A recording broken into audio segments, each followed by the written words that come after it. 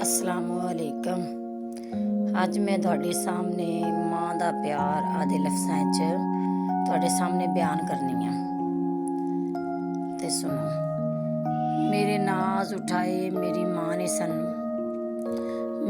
ਮੇਰੇ ਨਾਜ਼ ਉਠਾਏ ਮੇਰੀ ਮਾਂ ਨੇ ਸਨ ਤੇ ਮੈਨੂੰ ਰੱਖਿਆ ਬੰਦ ਡੱਬੀ ਇਸ ਤਰ੍ਹਾਂ। ਮੇਰੇ ਨਾਜ਼ ਉਠਾਏ ਮੇਰੀ ਮਾਂ ਨੇ ਸਨ ਤੇ ਮੈਨੂੰ ਰੱਖਿਆ ਬੰਦ ਡੱਬੀ ਇਸ ਤਰ੍ਹਾਂ।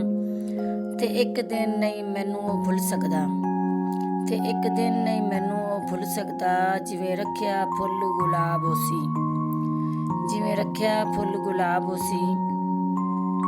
ਕਦੀ ਕੰਮ ਨਾ ਆਖਿਆ ਹਯਾਤੀ ਦੇ ਵਿੱਚ, ਕਦੀ ਕੰਮ ਨਾ ਆਖਿਆ ਹਯਾਤੀ ਦੇ ਵਿੱਚ। ਤੇ ਕਦੀ ਦਿਨ ਤੇ ਕਦੀ ਉਹ ਰਾਤ ਹੋਸੀ।